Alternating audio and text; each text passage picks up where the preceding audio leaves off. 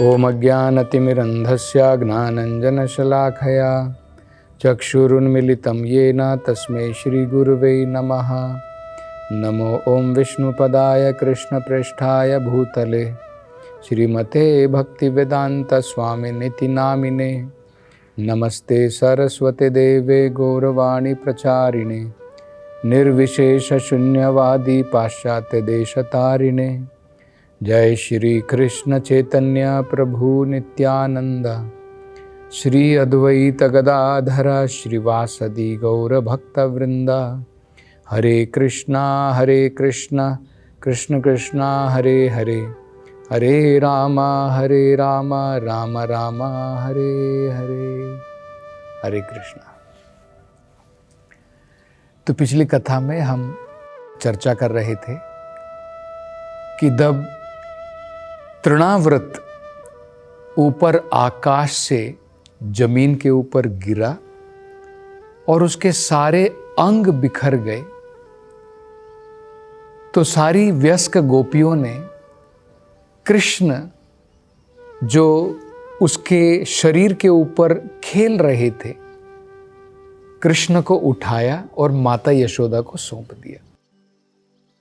उसके बाद में सारे व्रजवासी जो गोकुल में थे वो ये सोच रहे थे कि हमने किस प्रकार की तपस्याएं की होंगी, किस प्रकार के पुण्य कार्य किए होंगे, जिसके कारण ये बालक आकाश से इस राक्षस के हाथों से जिंदा बच करके जमीन पर भी गिरा, लेकिन उसका कुछ नहीं बिगड़ा है। तो धन्यवाद कर रहे हैं भगवान का और सोच रहे हैं कि हमने किस प्रकार के पुण्य कार्य किए होंगे जिसके कारण इस बालक की जो है जान बच गई है। नंद महाराज दोबारा याद करते हैं कि वसुदेव ने कहा था कि गोकुल के ऊपर कुछ ना कुछ विपदा आने वाली है,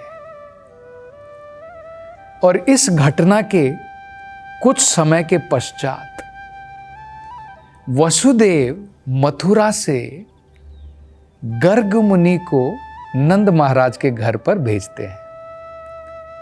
गर्ग मुनि कौन है? गर्ग मुनि वसुदेव के और खासकर यदु कुल के कुल पुरोहित हैं, उनके कुल के पुरोहित हैं। वसुदेव क्यों भेजना चाहते हैं नंद महाराज के घर इनको, गर्ग मुनि को? वो चाहते हैं कि गर्ग मुनि वहां पर जाएं और जो संस्कार हैं कृष्ण के लिए और बलराम के लिए, जो अलग अलग 10 विधा संस्कार होते हैं और जो अभी उनको संस्कार करने हैं, जैसे नामकरण, उपनयना, तो ये जो संस्कार हैं वो इन 2 बालकों के लिए वो पूर्ण करें। तो गर्ग मुनि से वो आग्रह करते हैं कि आप नंद महाराज के उधर जाइए और उनके बालकों के लिए ये संस्कार आप कीजिए। अब गर्ग मुनि को तो ज्ञात है, उनको तो पता है कि कृष्ण भी वसुदेव के पुत्र हैं। नंद बाबा को ये पता नहीं है। वो सोचते हैं केवल बलराम, जिन्होंने रोहिणी के गर्भ से जन्म लिया है, केवल वो वसुदेव के पुत्र हैं और कृष्ण मेरे पुत्र हैं। तो उनको तो ये पता है। अब गर्ग मुनि वहां पर जाते हैं और जैसे ही गर्ग मुनि नंद महाराज के घर में पधारते हैं, नंद महाराज तुरंत उनको दंडवत प्रणाम करते हैं। प्रणाम करने के बाद उनको आसन पर बिठाते हैं। आसन पर बिठाने के बाद जो एक ऋषि की, जो एक मुनि की, जो एक महात्मा की जो आदर सत्कार करना चाहिए, जो उपासना करनी चाहिए, जैसे उनके चरणों को धोना, ये सारे आदर सत्कार के कार्य नंद महाराज ने किए। और आसन पर बिठाने के बाद में वो गर्ग मुनि जी से बड़े महत्वपूर्ण कुछ महत्वपूर्ण बातें कहते हैं। वो कहते हैं, हे महान ऋषि, आपका हमारे घर में ये जो प्राकट्य है, आपने ये जो हमारे ऊपर कृपा की है हमारे घर में पधारने की, ये हमारे लिए बहुत महत्वपूर्ण है। ये हमारे ऊपर एक प्रकार की कृपा है, दया है, क्योंकि आप जैसे महान संत अगर किसी गृहस्थ के घर में जाते हैं, उसका और कोई कारण नहीं है, केवल एकमात्र कारण है कि ये जो गृहस्थ लोग हैं, जो सोचते हैं कि हमारा प्राथमिक कर्तव्य केवल हमारी फैमिली, हमारा जो परिवार है, उसकी देखरेख करना, उसकी ज़रूरतें पूरी करना, यही हमारा सबसे प्राथमिक कर्तव्य है। और आध्यात्मिकता के बारे में उन्हें कोई ज्ञान नहीं है।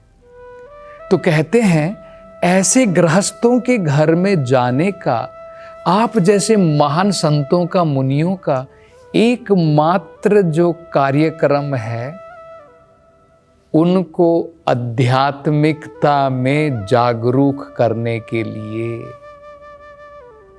उनको आध्यात्मिक ज्ञान प्रदान करने के लिए, उनको ये अवसर प्रदान करने के लिए कि भाई तुम क्यों केवल पारिवारिक सुखों में डूबे हुए हो, इससे बाहर निकलो और आध्यात्मिकता की तरफ प्रगति करो।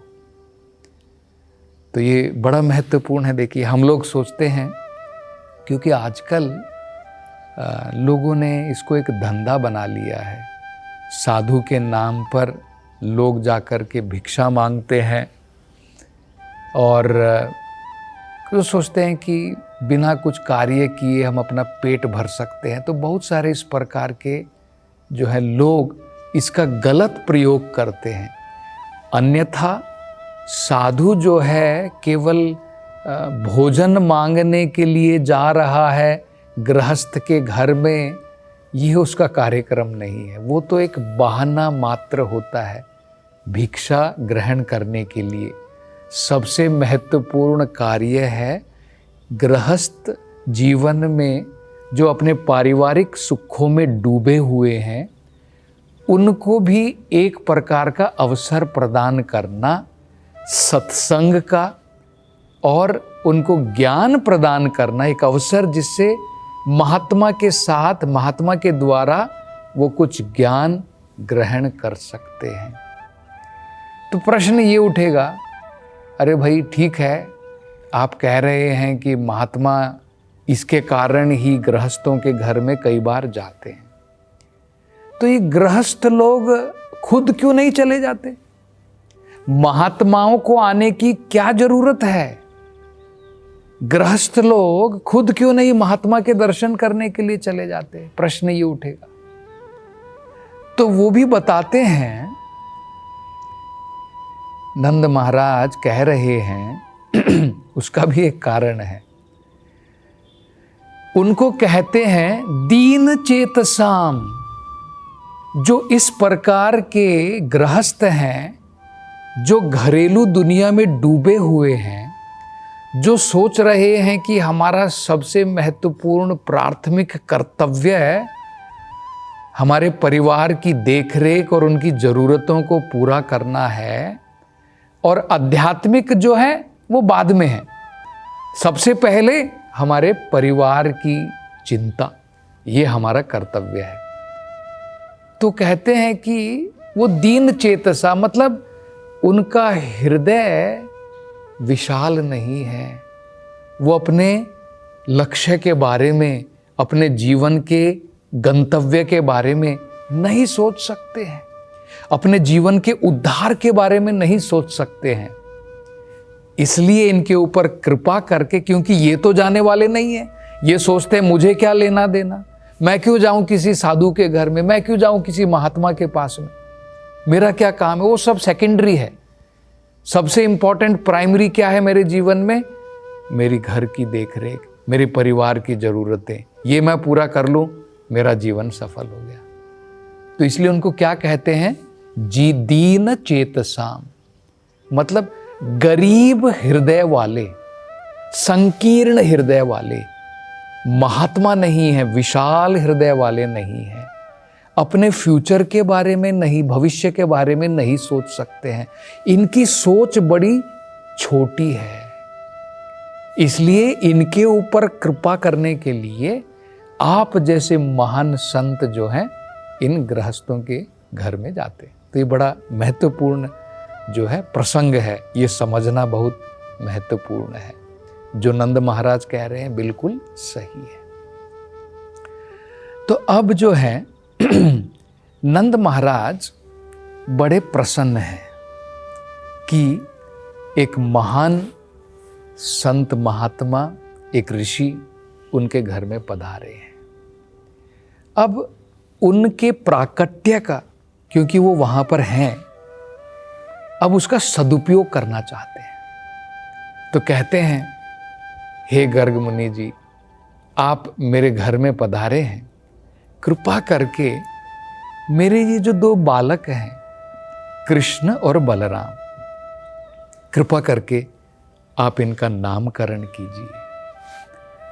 तो जब इस प्रकार से वो विनती करते हैं तो गर्ग मुनि कहते हैं, मैं तो बड़ा भाग्यशाली होऊंगा कि मैं अगर कृष्ण और बलराम का, उस समय उनका नाम जो है नामकरण नहीं हुआ था, लेकिन कहते हैं आपके पुत्रों का अगर मैं नामकरण और उपनयन, ये संस्कार अगर मैं करूं, मैं तो बड़ा भाग्यशाली होऊंगा।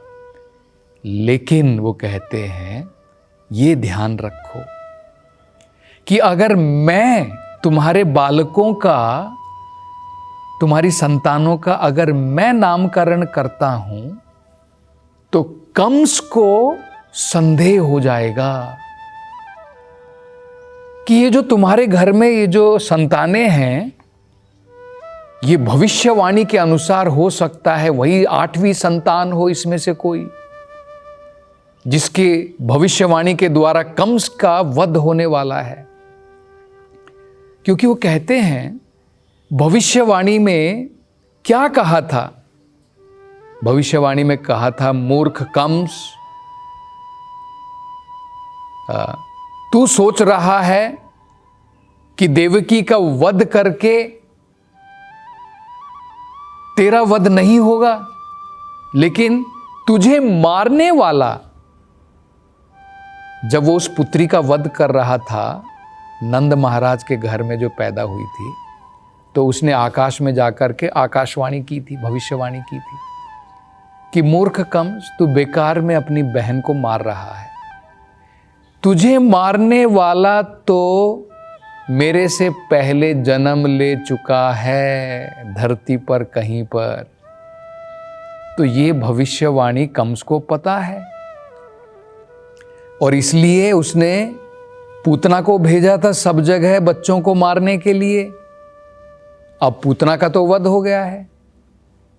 तो अगर मैं तुम्हारे घर में ये नामकरण करता हूं तो उसको ये संदेह हो जाएगा कि गर्ग मुनि तो यदु कुल के कुल पुरोहित हैं, ये जाकर के नंद महाराज के घर में क्या कर रहे हैं? उनके घर में उनके बच्चों का नामकरण क्यों कर रहे हैं? क्योंकि नंदा और वसुदेव मित्र हैं, तो उसको संदेह हो जाएगा कहीं ऐसा तो नहीं कि वसुदेव का पुत्र नंद बाबा के घर में है। इसलिए वो कहते हैं कि मुझे ये भय है, मुझे ये डर है। तो इनकी बात को सुनकर के, गर्ग मुनि की बात को सुनकर के नंद महाराज भी कहते हैं कि आप बिल्कुल सही कह रहे हैं, लेकिन आप यहाँ पर आए हैं, मैं तो चाहता हूँ मेरे बालकों का नामकरण आपके द्वारा ही हो। तो मैं ऐसा आपको सलाह देता हूँ कि हम इस समारोह को, ये जो नामकरण हम करने वाले हैं, इसको एक बड़े विशाल समारोह की तरह नहीं करेंगे। मेरी गौशाला है, उस गौशाले में हम बड़े ही गोपनीय तरीके से आप जो है हमारे बालकों का नामकरण कीजिए। तो बड़ी सुंदर सलाह दी कि गर्ग मुनि जैसे महान संत के द्वारा उन बच्चों का नामकरण भी हो जाएगा और साथ साथ में ये खबर किसी को भी नहीं लग पाएगी और कंस को कोई संदेह भी नहीं आएगा। तो ये बड़ा महत्वपूर्ण प्रसंग है, क्योंकि इनडायरेक्टली, अप्रत्यक्ष रूप से तो गर्ग मुनि जी ने बता दिया है नंद महाराज को कि भाई ये बलराम तो वसुदेव के पुत्र हैं ही, कृष्ण भी वसुदेव के ही पुत्र हैं, लेकिन पालन करने वाले पिता आप हैं। लेकिन अभी भी नंद महाराज को प्रत्यक्ष रूप से ये पता नहीं है कि कृष्ण भी वसुदेव के पुत्र हैं। वो सोच रहे हैं कि कृष्ण मेरे ही पुत्र हैं। तो बड़े खुश हो जाते हैं कि गर्ग मुनि ने मान लिया है, स्वीकार कर लिया है कि वे उनके बालकों का जो है नामकरण करेंगे। तो गौशाला में नंद महाराज की बड़ी गोपनीय तरीके से छोटे से समारोह के द्वारा गर्ग मुनि जो है इन दोनों बालकों का नामकरण करते हैं। सबसे पहले वो बलराम जी के बारे में जैसे पहले भविष्यवाणी भी की गई थी, जैसे भगवान कृष्ण ने स्वयं वसुदेव को बताया था कि मेरा ही एक अंश जो है उनके 3 नाम पड़ेंगे, बल, राम, बलदेव, बलराम और संकर्षण। तो यही बात अब गर्ग मुनि भी बताते हैं और उनको वो 3 नाम प्रदान करते हैं जो भगवान कृष्ण ने बताया था। अब नामकरण के रूप में गर्ग मुनि उन्हें बता रहे हैं। तो कहते हैं कि इस नन्हे बालक, इसमें असीम आध्यात्मिक एक्स्ट्रा ऑर्डिनरी बल रहेगा, इसलिए इसका नाम बलराम, बलदेव उपयुक्त है। और क्योंकि ये तुम्हारे सारे परिवार को आनंद देगा, इसलिए बलराम। और क्योंकि ये यदु कुल और तुम्हारे कुल को जोड़ेगा, इसलिए इसका नाम संकर्षण।